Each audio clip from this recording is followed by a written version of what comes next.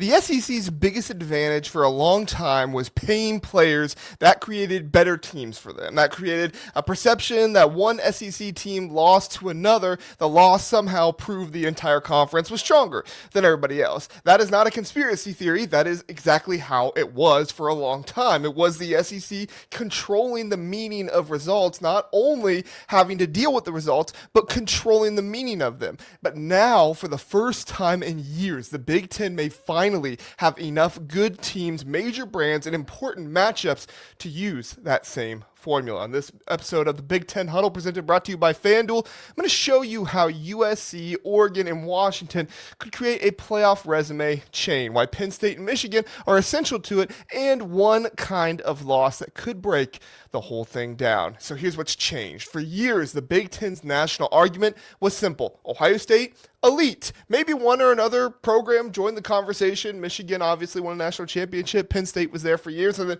everybody else just kind of background noise, right? That made every conference loss expensive. When one Big Ten contender lost to another, the reaction was usually, I guess that team was overrated, and the winner received temporary credit. But once the loser fell out of the rankings, the value of the win disappeared too. I mean, just look at the way Wisconsin was treated, the way that other Big Tens were treated. Wisconsin was like one of the best teams in the country. They were number 3 in those polls right there, right? The SEC has been better at protecting their value. An SEC contender loses a close game, and the people immediately explain why the opponent was physical, talented, battle-tested, and the loser remains respected. So the winner keeps a quality win, and that's the trick, right? That's the trick of what you need to happen. Not fake results, not automatic playoff bids, narrative preservation. You keep the loser credible long enough for the winner's resume to retain value. The media has taught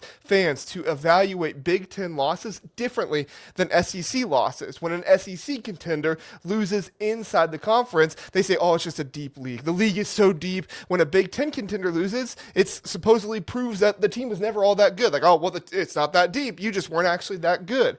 That is branding. That is consistent analysis. That is paying for the media bias, which we've talked about on here before. A quality win only stays valuable if the team losing remains respected afterward, with Ohio State, Oregon, Indiana at the top, and USC, Washington, Michigan, Penn State, Iowa, name your team behind them. The Big Ten finally has enough credible teams to stop allowing the one loss to erase both sides. And you could talk about this with Minnesota and Illinois and other teams like that as well. Now consider one realistic sequence. USC hosts Oregon on September 26th. Washington visits USC the following week. Imagine if USC beats Oregon. That gives Lincoln Riley's team proof it belongs in the playoff conversation. Then Washington beats USC 1 week later. The old Big Ten reaction would be downgrade USC, which would eventually weaken Washington's win and reduce the value of USC beating Oregon. And that's exactly what has to change. USC beating Oregon should elevate USC. Washington, then, beating an elevated USC should elevate Washington. Oregon continuing to win should preserve USC's original victory. That is not empty circular logic. If all three teams keep performing, it's a conference value chain. One result creates value, the next transfers some of it, and the rest of the season determines whether it holds.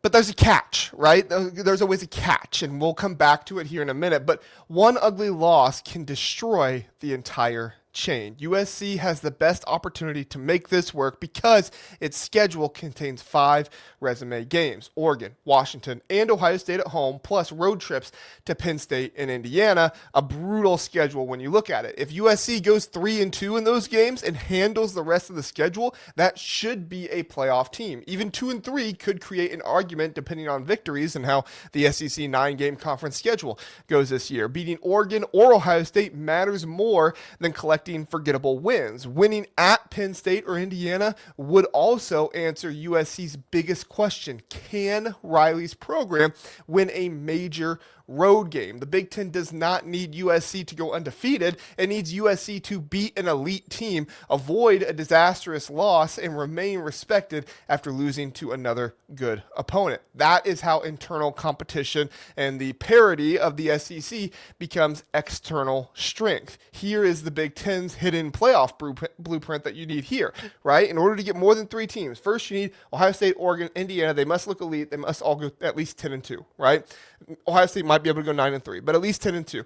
Second, USC, Washington, Michigan, and Penn State must win the games they're supposed to win. A huge upset followed by a bad loss helps nobody. And you could throw Iowa in there as well, maybe even Illinois in there too. Third, the conference must establish the importance of its ranked matchups before the national media decides whether they count. Elite teams at the top, credible challengers underneath, no embarrassing losses. That is how every major conference game adds resume value instead of eliminating another contender. USC and Washington are only one part of this equation, right? Penn State hosts USC on October 10th, then travels to Michigan 1 week later. That 2-game stretch could build a 4th Big Ten playoff contender or eliminate 2 of them. Suppose Penn State enters with 0 or only 1 loss and beats USC. That victory should matter. If Michigan then beats Penn State, Michigan should receive credit for beating a respected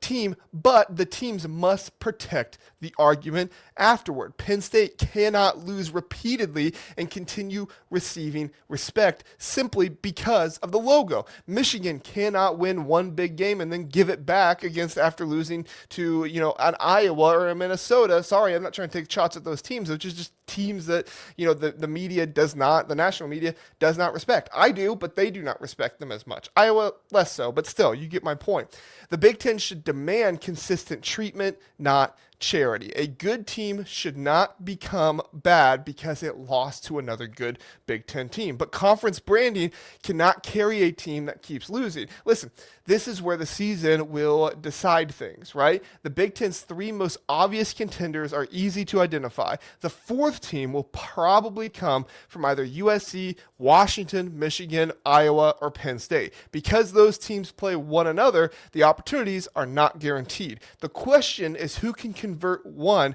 without stepping on a landmine. Washington may be the most fascinating possibility. The Huskies trust their returning roster, developing defense and continuity that they have under Jed Fish. If Washington beats USC after USC beats Oregon, then they become nationally relevant overnight. But Washington also has to prove it can avoid the road struggles and damaging losses that have limited them. Just look at Wisconsin last year. Washington would have got a whole lot more respect if not for that Wisconsin loss, which, yes, Wisconsin should have been respected more last year, but ultimately they weren't.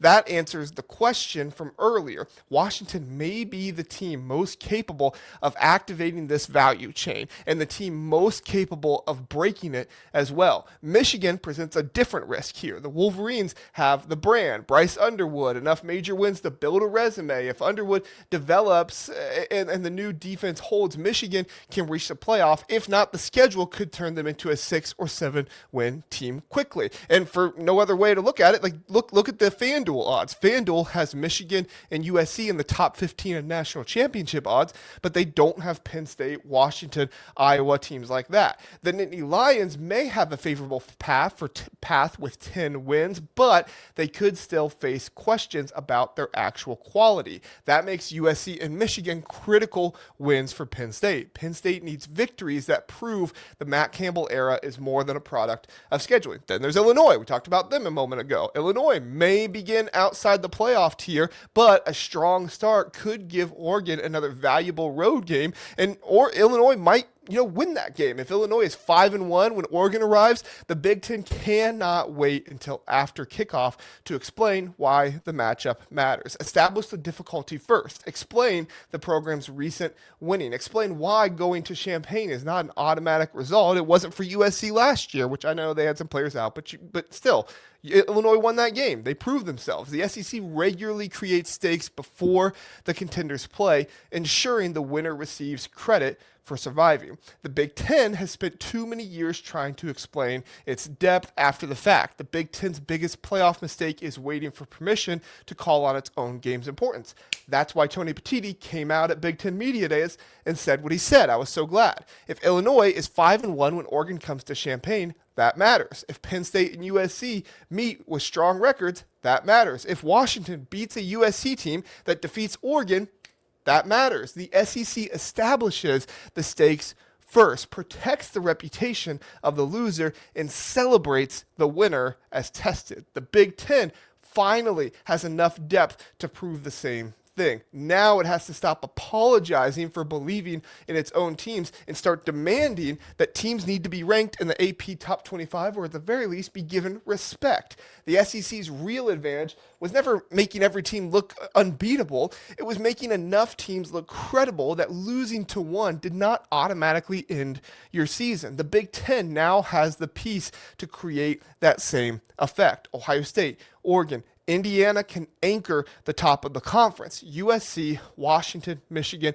and Penn State can create the next layer. Iowa, Illinois, Minnesota, these teams as well. Programs like Illinois can make the schedule deeper and more valuable, but it only works if the conference tells that story confidently and if the contenders avoid losses that no amount of storyline can defend. The Big Ten does not need propaganda. It needs consistency, context, and teams that protect the value of their biggest wins. If that happens, 4 playoff teams, heck, maybe even 5 playoff teams would not feel like charity. It feels unavoidable for all of this, but it very well could happen. We look forward to seeing it happen this season. And won't you join us here on the Big Ten Huddle? Subscribe for more Big Ten football analysis. Tell me in the comments which team is most likely to become the Big Ten's 4th playoff team. And do you believe the Big Ten could possibly get 5 playoff teams? We'd love to hear from you. Thanks for watching. We'll see you next time.